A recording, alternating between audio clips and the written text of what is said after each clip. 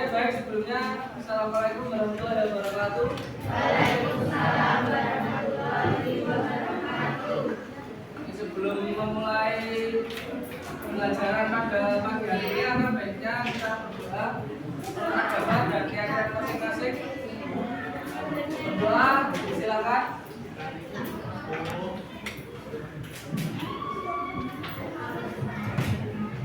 Oke, berdoa sudah dibatasi.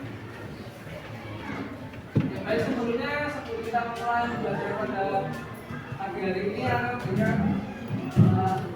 presentasi terlebih dahulu. Aisyah,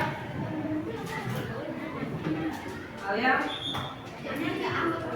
apa dengan Nasrul, Andika, Argit,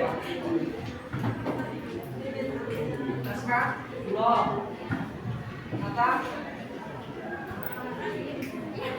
Enggak, Aisyah. Oke, baik, yang pertama ini kita akan memulai materi periode DTT dan perang dingin kedua. Nah, tujuan pembelajaran kita pagi hari ini agar kita tahu apa saja peristiwa-peristiwa yang terjadi dalam periode DTT ini dan perang dingin kedua. Jadi yang pertama itu ada periode DTT itu pada tahun 1969 sampai 1979. Periode DTT sebenarnya yang pernah dengar periode DTT itu apa? Belum? Jadi periode DTT itu adalah waktu meredanya ketegangan perang dingin yang pertama.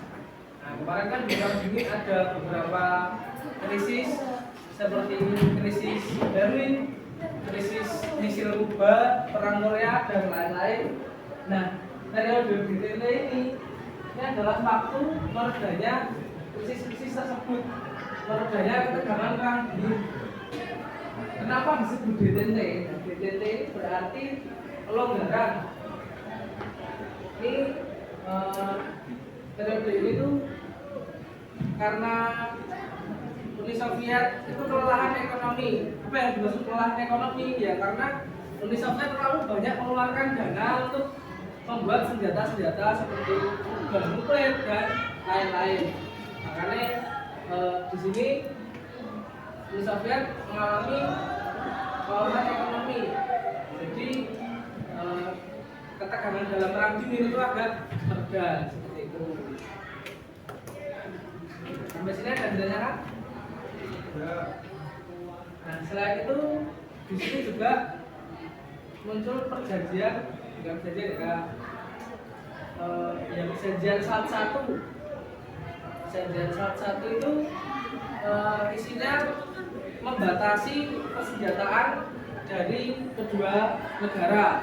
Jadi seperti Uni Soviet dan Amerika itu dibatasi, persenjataannya dibatasi, kayak nuklirnya harus dibatasi, harus punya berapa, terus senjata yang lain-lain juga harus dibatasi. Ini bisa dicatat.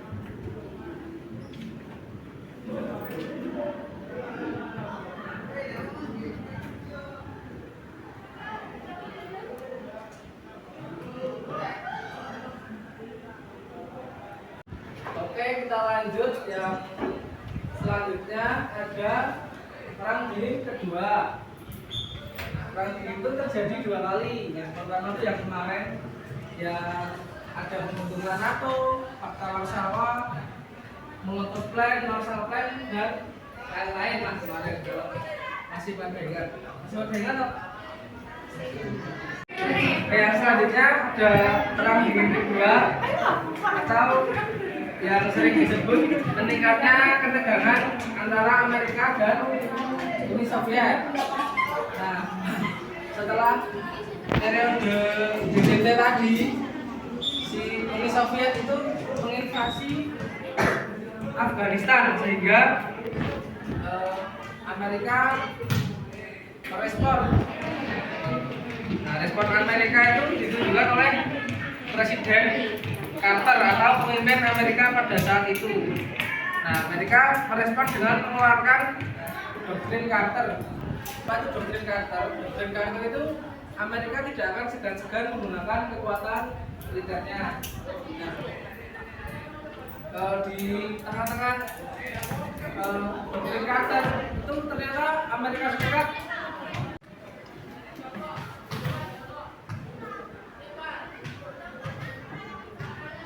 lanjut ya, akan membuat diskusi kelompok ingin cari kelompok sendiri atau diajak dari kelompok sendiri ya, 6 orang.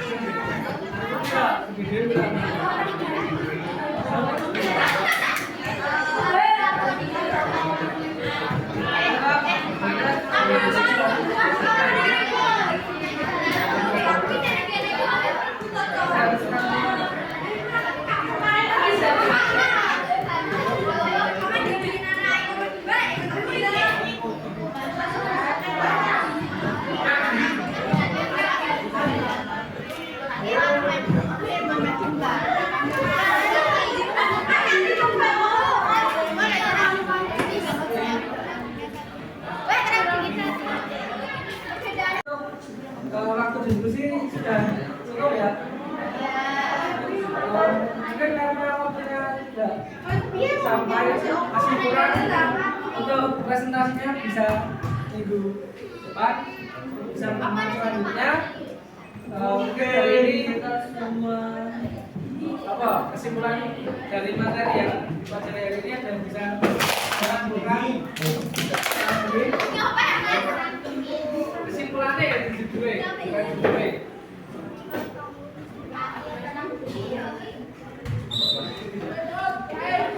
Ya, jadi untuk materi hari ini itu kesimpulannya yang pertama itu ada periode DTT yang bisa juga dikatakan meredanya perang dingin yang pertama, dan juga setelah periode DTT dilanjut perang dunia kedua.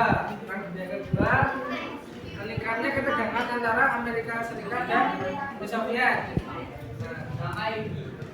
Setelah itu kan dapat kecaman dari Amerika Serikat tadi, sehingga pemimpin Uni Soviet mengeluarkan kebijakan glasnost dan perestroika, tapi gagal sehingga Uni Soviet bubar. Di perang dingin diakhiri oleh kebubaran Uni Soviet, bubarnya Uni Soviet, sehingga membuat negara-negara bagian Uni Soviet seperti Jerman, Hungaria, Polandia merdeka. Ya, materi sudah selesai. Kita saatnya jam 4 cukupkan ya. Mungkin saya tutup. Assalamualaikum warahmatullahi wabarakatuh.